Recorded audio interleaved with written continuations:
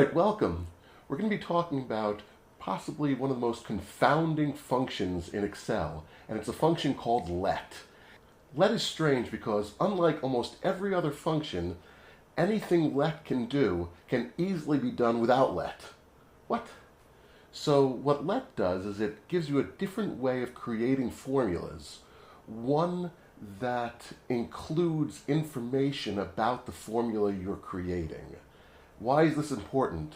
Well, because if you ever give your spreadsheet to a colleague of yours, they're going to have to pour through it trying to figure out what you were thinking when you created it. With let, you give that colleague a lot of hints and explanations built into the function. You say, well, I don't have any colleagues. I'm a solo. I'm a maverick. You do have a colleague. It's future you. Future you will not remember what you were thinking when you created this spreadsheet. So we'll take a pretty straightforward example. Let's say we have to calculate the area of a triangle.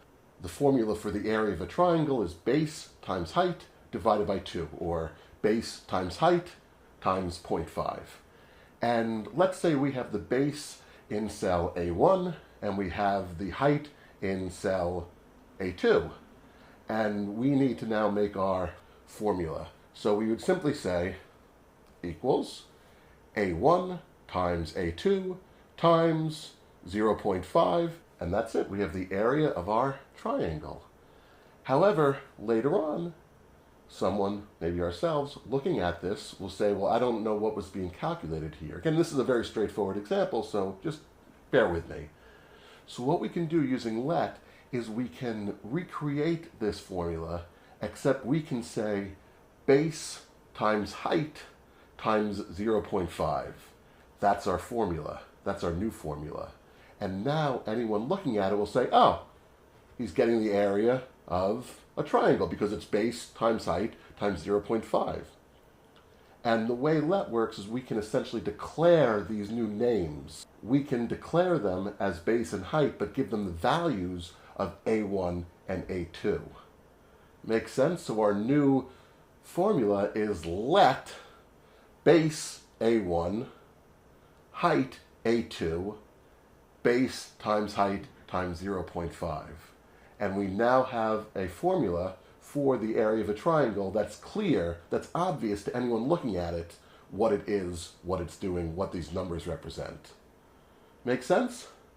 Now, I've got a different example, a bit more tangible example in Excel itself, which is going to demonstrate the other benefit of let. So let's take a look at that. So here's a formula I created, which takes two numbers, in this case 15 and 3, and sees if the smaller one goes into the bigger one evenly or not. So since it's 3 and 15, 3 goes into 15 evenly. However, if I change it to, let's say, 4 and 15, now 15 divided by 4 has a remainder of 3. And of course, I'm using the function that we discussed in the previous video, modulo, or mod. And here's the formula I made. And it's if mod D3E3 equals 0, that means it's evenly, then it goes into evenly. Otherwise, if the mod is not 0, then it puts out that 15 divided by 4 has a remainder of mod D3E3. Pretty straightforward, I hope, if you're watching this. Now, if we were to redo this, I'm going to redo it as let first and then show you the advantage. And we're going to use 3 different variables, aka nicknames, whatever you want to call them, for this. And we're going to call the 15 the dividend, that's the D3. We're going to call E3 the divisor, because that's what it's called. And then we're going to call what mod gives us as the remainder, which is what it is. So I'm going to do equals let. And the first one I said is the dividend, and that's going to be D3. The second will be divisor, and that will be E3. And then the third is going to be remainder. And for that, I can actually put in mod dividend divisor. You see what I did there? I actually created this nickname remainder and actually fed it the values dividend, which are already declared, and divisor, which are already declared. And then I can make this, and I'll call this if remainder equals 0, same thing. Then I'll say divisor goes into dividend evenly. And then, otherwise, since this is an if, otherwise we'll just say dividend divided by divisor has a remainder of remainder. And let's put a little formula text for you there. So we have let dividend d3. So we're saying we're creating a nickname called dividend, and we're giving it the value of d3. Then the second nickname is divisor, which we're giving the value e3. Then we're creating one called remainder, which we're giving the value of mod dividend divisor. And then we do our logic. If remainder equals 0, da-da-da. Otherwise, da-da-da, it has a remainder. Now notice in the first one, this is the other important part of let. Notice in the first one, without let, it calculates mod d3 e3. That's not a trivial calculation for Excel to make.